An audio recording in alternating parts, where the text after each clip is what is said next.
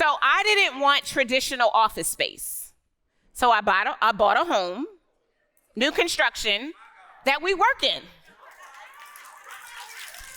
And what it did for my relationship ladies is it gave me back balance. So when I walk through the door, I'm his wife, not the CEO.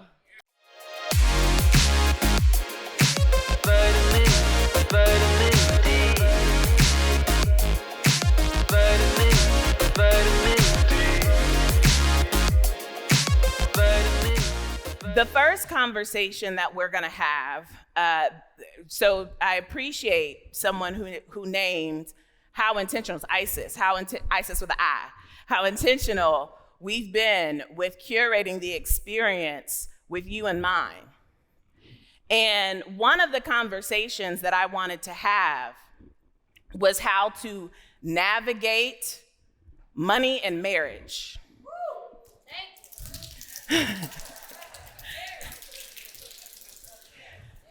Because I have seen that comes up for a lot of people in my community of navigating through their mindset work when they're in the program and their partner or spouse is not.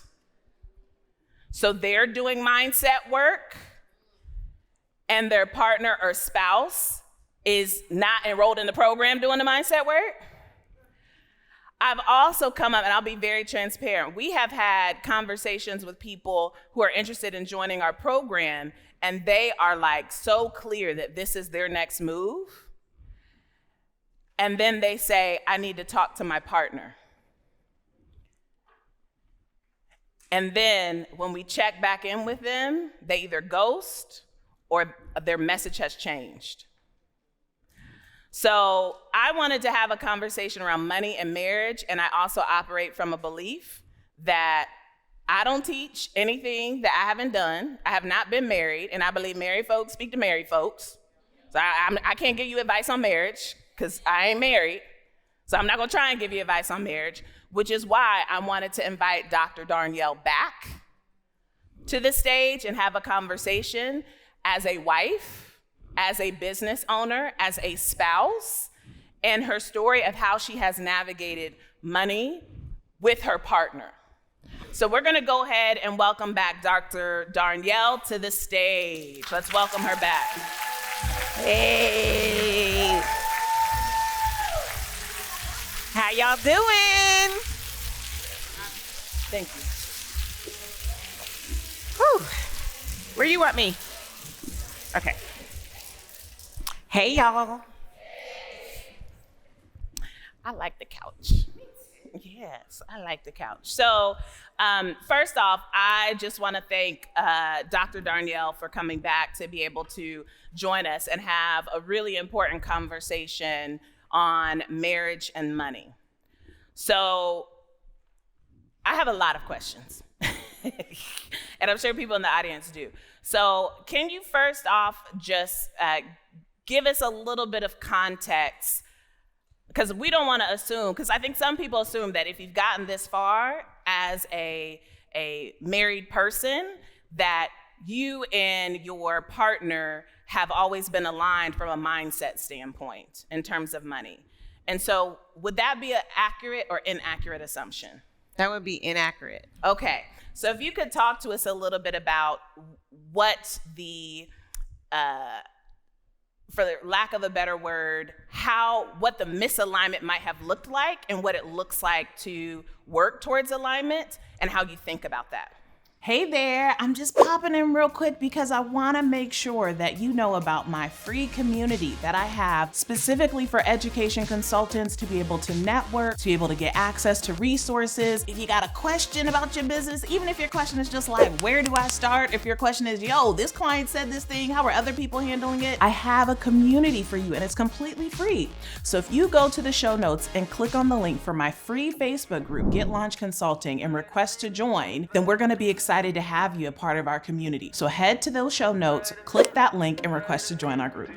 Yeah, so I'm a late bloomer. I told y'all earlier I know how to get a ring, right? I told y'all that. That's a whole nother class. I'll be doing that like in 5 years now. So when I met my husband, I was already a millionaire. and I already ran $1 million company. And what I love about my husband is that he was not intimidated by who God called me to be. He was not interested in my limelight, stealing my shine, or any of that. But he comes from a crab in the bucket mentality. Anybody know somebody? Because we might not want to say that it's us, right? So he comes from an environment where they hustle hard, they work hard, they believe they can't have, and that's just it, that's just life. And so very early on, after we had gotten engaged, I was like, oh, this brother gonna be in my life. I need to make sure he understands a couple of things, right? And so I also recognize the role that I play. Although I am a CEO, I'm a boss, I run things, I honor my husband, and I do not run my home. And I have no desire to run my home. And even though he did not contribute financially higher than that don't got nothing to do with our marriage. And so I also recognized I am his wife in his eyes. I am not the CEO of the company that we steward together. And so I didn't want to be his coach. So I took him to an event where he could be taught mindset from a man, because I knew he wouldn't hear it from me. And it had the potential to be a source of contention because we were two 40-plus-year-olds getting married. And so for me, because I know who I am, I know that I still have only scratched the surface of what it is that God has me do at this point in time in my life. I knew that it would be important for us to get information, if I could borrow from your girl B, right? Yeah, so I knew that it would be important for us to get on the same page and to create an environment where we could establish and have conversations. And so very early on, we started talking about money mindset and money personalities. I wanted to understand how he was raised in comparison to how I was raised. I wanted to understand how he saw himself and how he saw money. And I wanted to give him a space and a forum where he could do that as a man talking to his wife and not a man talking to the CEO of the company that they partner in. Does that make sense? Mm-hmm. So tell us, I think there's a couple of different directions that we could go. And I also, before we move forward, want to acknowledge that the definition of partnership that we're operating from is not tied to gender. So just want to be really clear about that in terms of how we're navigating this conversation, that we are not defining them one and the same, and recognizing that partnership is not specifically tied to a man and a woman. So I just want to be clear about that. As we are thinking about that, if you could give us an example, because I think you just named one strategy of I had to recognizing that it looks like there was different roles, or recognizing what roles to play when. Correct. Right? Of like, I'm not the person, what I heard you say is I'm not best positioned to be his coach, to coach him through his mindset. Correct. And who wants to coach their husband? Anybody? Nobody. Or husbands who wants to coach their wives. We don't want to do that, right? And so, I recognize the significance of who he is. One of the things that I hold very dear to my heart for every single person that I come into contact with, but especially for my husband, my goal is to see them the way that God sees them. And so in order to effectively see him the way that God sees him, I had to recognize the role that I am to play for him to be the best version of himself. And that means I need to be an edifier and a supporter, and not somebody who passes down the law and the way it's gonna be, because I just knew that wouldn't get us anywhere. And I wanted to truly be in partnership. Like, I think one of the challenges and one of the differences between some of you in the audience and myself, I'm going to be married 6 years, November 11th. Many of you got married in college or right out of college, and you've grown up with your spouse or your partner. And so you contend with them knowing you win when you were talking a good game but not doing what you said you wanted to do. And so because of that difference, we were able to come into our relationship as partners from the beginning. And so I've never had a situation where I needed to ask for permission because we've always been partners. And some of you, your dynamic is different. And so as a result of that, you feel like you need to go and ask for permission instead of support and partnership. And if that is the dynamic that you're in, the way that you have to play things are different. For example, let's say that there's anything that you want to do and your spouse is not with you when you make the decision. Now, likely in your home, you have a rule. If let's say it's a spending threshold. If we're going to spend anything more than X, we need to have a conversation about it, right? Anybody have something like that in their house? I mean, we have it in ours, right? And when you go to have that conversation based on your come from of needing permission instead of talking to your partner, the way you approach it might be different. How many of you in your business, your spouse does not play a key role in your company? Let me see your hands. Okay. So for those of you that your spouse does not play or partner does not play a key role in your company, when you go to talk to them about a decision that you desire to make as the CEO of your own company, you need to go to pitch them because this is business. Because they knew you win. How many of you have done Mary Kay, Avon, Amway, some of the other ones that are out there? And how many of you have done all of them? Papa Rock, everyone that came on, oh, but this the one, babe. He remembers that. And he remembers all the products and all the things and the invasion of the home. He remembers all of that. And to him, without a pitch, because this is a business, it's one and the same. And so because we didn't have the dynamic of permission versus partnership from the start, it was very easy for us to be on a level playing field. We do, as a couple, every year we do a vision board. Every month, we have a team meeting every week, and we discuss what is going on in our lives. Every quarter, we do a SWOT analysis on our marriage. Every year, we create a vision board together. And so for anything that I want to do, like I am here with you, I live in Atlanta for the next 12 days. My husband lives in Delaware all the time. He doesn't like to travel with me because he doesn't want the spotlight and he thinks I'm the mayor of wherever I go. He's like, everybody's going to want to take pictures with you and come up to you, and I just don't want to be a part of that, so I'm just going to stay home with Lady. Lady is our dog. Y'all pray for Lady. But that's a whole nother conversation. And so in order to come here and to know that my husband and my home was taken care of, I had to get his buy-in by helping them to understand what I was going to be doing while I was going. And I believe, write this down if you're taking notes, that husbands, partners, spouses, people support what they help to create. So I do think it's important that you have conversations with your spouse, but not for permission, because it's your company in partnership. So you got to give them a plan. Babe, here is the objective. This is what I'm looking to do. This is the investment, time, and resource. These are the action items, and this is what I'm committing to. And when I achieve all of these things, there's going to be something in it for the entire family. So what I'd love to do is pull everyone together and find out what they would like when this goal is achieved. Because now we have partnership as a family.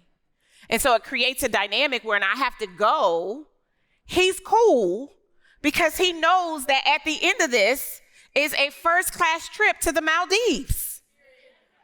So he's cool. He done picked out the villa he want to be in on the water. He done already looked at the menu to make sure they got room service. So he's good. And so I think understanding the significance of the dynamic and creating an environment of true partnership is what has made the difference for us. Any other advice that you would give to married entrepreneurs or entrepreneurs who are in long-term partnerships, or maybe short-term partnership? That's fine too. of how they should be thinking about the dynamics of, so actually let me give you an example, because as an entrepreneur, you got to do money mindset work. Correct. And as you are thinking abundantly, and your partner may not be at a consistent, abundant thinking yet, and outside of investments, but let's say maybe it's how I treat myself, or maybe it's outsourcing certain tasks, like you want to outsource laundry or cooking or renegotiating certain responsibilities in order to create more space on your plate, and that may be in conflict with the mindset of their partner. What advice would you give to someone who might be in that space? Yeah, and I can speak from real life experience, because when I before I got married, it was really important to me, for the single ladies who want to know how I got the rings in the room. Quick, prepare a space, right? So create a space for that person to come into your life experience and do the things that you intend to do when they arrive. And so when we first got together, Mama was cooking I was throwing down, y'all. I was burning. I was putting my foot in it. Well, brother got used to that. Well, Mama don't cook no more. So we had to renegotiate. And so one of the things that was important to me is to have the conversation. And simply, is it important that you eat good, healthy food every night? Or do I need to be the purveyor of the food that you eat? And what we realized is that all he cared about was that there would be good food available to him every night, so we could hire a chef, right? I put my laundry out every other week. He don't want nobody else washing his drawers. That's his business. They can wash mine. Mine too. Right? I've had a housekeeper since before we got together, so he has acclimated to Jackie, who cleans our homes. But we had conversation about it. Homes. Yes, homes. In case anybody missed that. Our homes. Yes. Homes. Plural. Yes. And we just got a workhouse. Let me tell y'all what it is, because y'all excited, but you don't even know what it is, right? So I didn't want traditional office space. So I bought a home, new construction, that we work in. And what it did for my relationship ladies is it gave me back balance. So when I walk through the door, I'm his wife, not the CEO. I have a 15-minute drive to decompress, so I can go in there and drop it like it's hot if it's dropping like it's hot night. Because let me tell you, he don't know it's scheduled, y'all. But I call it back it up. So back it up. 3 times a week, I back it up. Because here's what I know. If I'm backing it up, he gonna let me do what I want. Okay? So see, some of y'all. Listen. Was that too much? I've seen more men stand up these past 2 days. Was that too much? And these past 30 seconds. Yeah. No, it's not. It's true. It's true. Honesty. And that's what we center. It's truth and honesty. Because to be the CEO, you can't not be the wife. And they both hold a priority. So you're going to have to determine what your balance is. You still need your self-care time. If you have children and small children, you still need the time before you have to get them up and get them ready for school and all of that. So there might be some concessions in certain seasons in order to get everything it is that you desire. I believe you don't have to choose. I believe you can have it all, but you are going to have to prioritize what you're having when. Because to have it all at the same time means that something is going to be missing. And I believe, like God told me, that he will let you live on whatever level you settle for. So settle for prioritization and recognize the significance and have lots of conversations about what the needs are. and make sure that whatever the decisions are, whatever the agreement is, that you maintain your agreement or you come back to the table and renegotiate. Because it is important that they don't feel like they are not part of what you're building, even if they chose not to be in it. I don't ever say anywhere I go, it's my business. It's our business. My husband runs our real estate.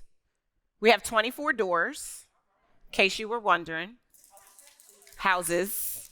And that's the work that he does. He doesn't work in Incredible One, the main company that we have every single day, where the bulk of what we do. I have another company that I run. Well, I don't run it. It's just my company that is ran by my consultants that does about $2 million a year. Incredible One Enterprises, we did 3.7 last year. We're going to do 5 million this year. And then we have a real estate portfolio that does about 750, 800,000 a year from that. And then we have 2 companies that we are intending to buy within the next 6 months that will be companies that we will just own, that we don't run.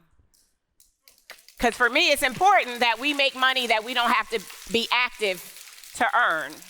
This is how we create wealth. But we're in partnership about all of those things. And so your husband doesn't want to stifle your dreams. Your wife doesn't want you to not get to your next level, because there's a benefit in them for them and you becoming a wealthy educator. But you cannot go to them like you've gone to them and expect them to give you a different response.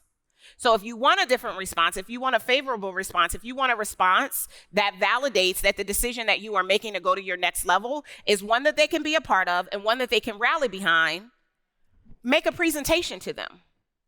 Treat them like you care about your business and that it matters. Because I promise you, men are logical. And if you tell a man that there's an opportunity for more money to come into their home, the answer is yes. 100% every time. But when you are unclear and you are skeptical about the details and you cannot appropriately articulate that, then the answer will be no, and you will feel like they're stifling your dreams and they don't want you and they don't want you to do better and all of that. Now, I'm not saying that that's not the case, because there are some people who will struggle. I call it the mirror effect. You show up being who you are supposed to be, and the mirror reflection that they see is them not being courageous enough to be that for themselves. And it causes projection and lashing out. That's possible too, which is why you have to know the difference between partnership and permission. Because you don't have to ask for permission, but you can ask for support and partnership. And you need to be prepared to go forward. If the conviction in your heart is that it's a yes for you, you have to be prepared to go forward without it if that's what you're being called to do. That's hard. But the one you must obey is your father, not your husband. And so sometimes that means that you have to do something that they don't buy into. You need to reconcile and be clear of that. Meaning you have direct conduit conversation with your father, and he is communicating that this is what you must do. Because I don't get involved in domestic disputes, and I'm not looking to create any, but I do know that there is the potential for there to be the time in your life, in your business, where you may make more. And if so, you need to be prepared and thinking about, remember I said earlier, operating from your vision point and not your vantage point. Well, your vision point, I hope, is exceeding and abundant above all you could ever ask of, think, or imagine, according to the power that resides on the inside of you. And so that means that it is possible that your vision is going to supersede his vantage point. And if that is in fact the case, pray and get guidance and support on how to navigate it so that you can create an environment where you get to do what you're being called to do, and you still get to sit inside of the partnership that you've created and find a happy balance and medium to be able to make sure that it is a win-win-win. You win, he wins, your household wins, because you guys are in partnership together. Listen, I've been filled, okay? So I'm like, let me operate from my vision point. Yes. right, of what it looks like to be able to navigate partnership in this way. And I think that it's interesting because we're specifically talking about marriage. And I think for people who are listening to this conversation who are not in romantic partnership, I still think that there's nuggets that can be applied to other intimate relationships, because intimacy doesn't always mean romantic. Correct. For some of us, the people that are in that position are our parents or our siblings, where we've unconsciously or maybe consciously, we are going to them and asking permission. Correct. Versus partnership, right? And so it's my hope that folks who are listening to this conversation have been able to take some nuggets. I know that they've been able to take some nuggets to be able to move differently. And so thank you so much for the conversation. You're welcome. We greatly appreciate you. Let's give it up for Dr. Darnyelle for joining us. It's going to take me a second to get off this couch. Vitamin D.